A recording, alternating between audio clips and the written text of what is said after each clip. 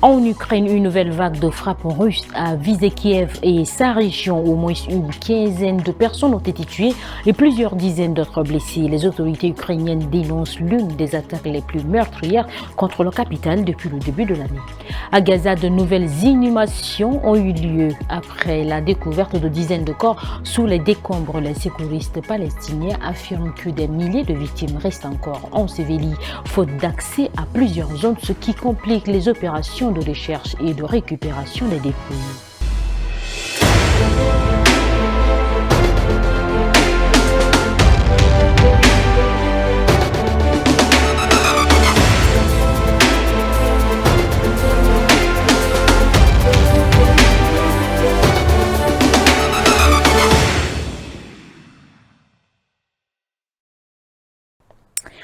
Bonsoir à tous et bienvenue. 43 organisations de la société civile du Togo, mais aussi d'autres pays africains, publient une lettre ouverte à la Cour de justice de la CEDEAO pour saluer l'arrêt qu'elle a rendu sur la réforme constitutionnelle au Togo et demande l'application de sanctions. La Cour avait rendu sa décision fin janvier, mais ne l'a rendue publique qu'en juin. Dans cet arrêt, elle avait estimé que la réforme votée en 2024 par une assemblée en fin de mandat était un changement inconstitutionnel de gouvernement.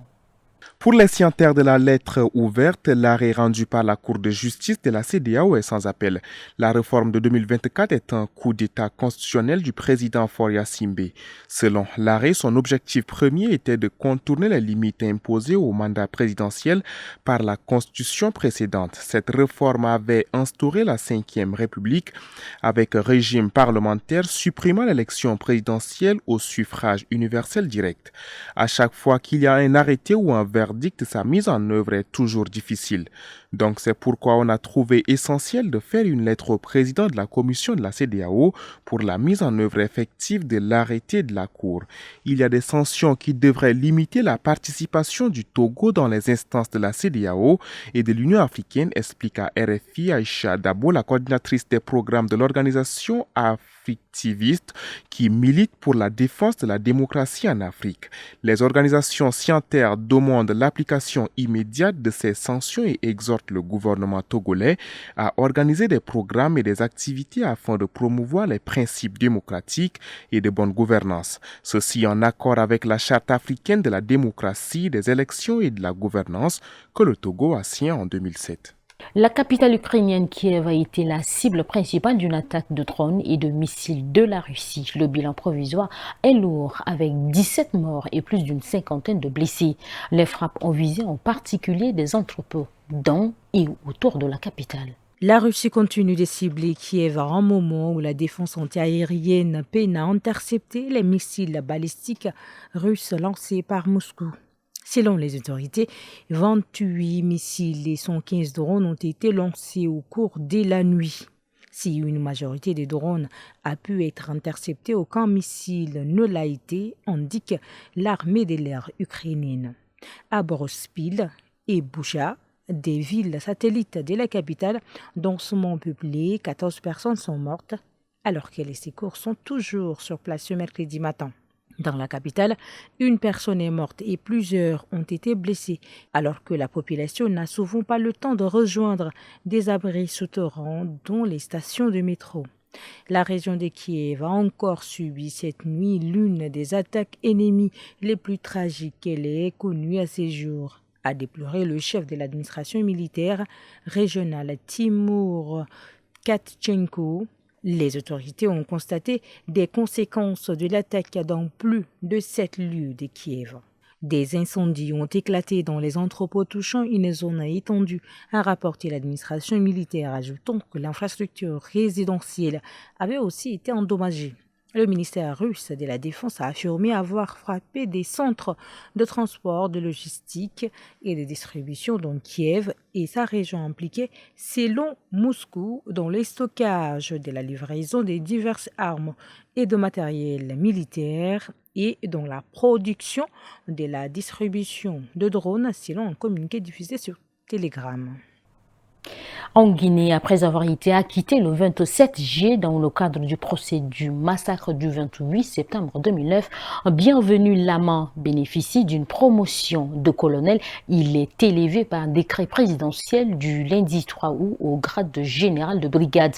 La promotion de Bienvenu Lama surprend d'autant plus que les partis civils avaient fait appel de son acquittement, ce qui devrait en principe ouvrir la voie à un nouveau procès.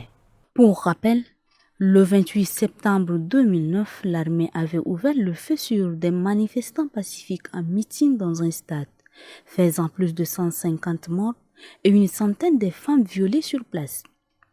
L'acquittement de Bienvenu Lama était un premier choc pour les victimes du massacre.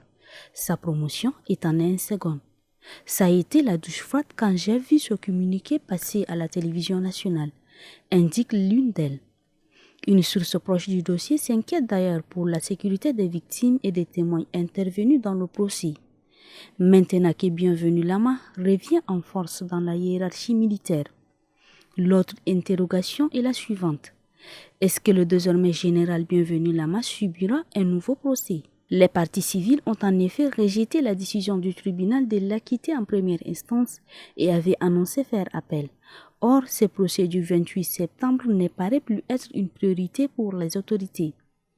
La Fédération internationale pour les droits humains a même récemment indiqué n'avoir aucune visibilité sur la suite de la procédure dans cette affaire.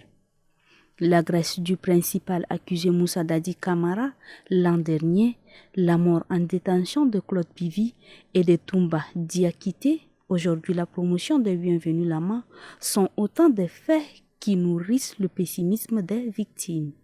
Des funérailles collectives ont été organisées ce mardi 4 août à Gaza pour 112 Palestiniens tués lors des bombardements de l'armée israélienne en novembre 2023. Les corps des victimes, dont beaucoup étaient des femmes et des enfants, ont été récemment retrouvés sous les décombres près de 3 ans après l'attaque. Dans le quartier de Sabra, dans la ville de Gaza, une foule se presse sous les drapeaux palestiniens pour se recueillir devant des dizaines de dépouilles alignées avant leur inhumation.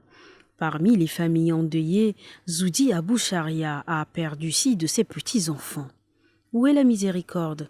La plus jeune avait à peine 1 an et demi, une fille nommée Radjoua, et le plus âgé s'appelait Zoudi. Il était au lycée, confie-t-il. L'immense chagrin des proches se mêle au soulagement de pouvoir enfin offrir une sépulture à leurs disparus. Mais d'autres familles attendent encore de retrouver les corps de leurs proches, souligne le directeur de la défense civile à Gaza, Taïsir Al-Dasha. Il y a des milliers de personnes sous les décombres et nous avons un gros problème qui est la ligne jaune où nous ne pouvons pas intervenir.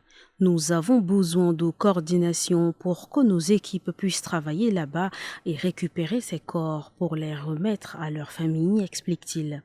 La défense civile palestinienne estime que plus de 8000 corps sont encore ensevelis sous les gravats. Depuis la déclaration officielle d'une épidémie de choléra en Centrafrique le 26 juillet dernier, plus de 700 cas de la maladie ont été recensés avec une quarantaine de décès. Si le gouvernement affirme que la situation est sous contrôle, la population reste en état d'alerte. Le manque d'accès à l'eau potable, les faibles conditions d'assainissement et les déplacements de population continuent de favoriser la propagation de la bactérie. L'épidémie de choléra qui touche actuellement la Centrafrique met également à rude épreuve le système de santé du pays déjà fragilisé par le manque de ressources et les difficultés d'accès aux soins dans plusieurs régions.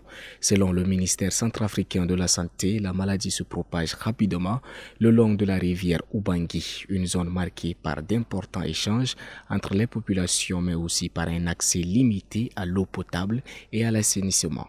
Les districts sanitaires de Bangui 2, Bimbo et Mbaïki sont les plus touchés selon le ministère de la Santé. Selon le ministre de la Santé, Pierre Somsé, on totalise aujourd'hui 720 cas dont 46 décès. Sur ces 46 décès, 15 ont eu lieu en milieu hospitalier pour une arrivée tardive à l'hôpital. Nous avons commencé notre riposte quand il y a eu 24 décès en milieu communautaire. Les enfants figurent parmi les principales victimes les moins de 10 ans, représentant environ 44% des cas recensés. Pour freiner la propagation de l'épidémie, le ministère de la Santé a annoncé le lancement d'une campagne de vaccination dans les prochains jours. Dans le cadre de la réponse à l'épidémie, nous avons sollicité l'appui à la communauté internationale, notamment de Gavi, l'Alliance du vaccin NDLR, pour obtenir des vaccins contre le choléra. Quelques 600 000 doses qui arrivent ce mardi nous ont été accordées. Nous allons ainsi vacciner les populations les plus exposées, assure encore ce dernier. Les autorités sanitaires précisent que la prise en charge des personnes atteintes du choléra est entièrement gratuite en République centrafricaine. Et c'est en Centrafrique que nous bouclons cette édition. Mesdames et messieurs, merci de l'avoir suivi.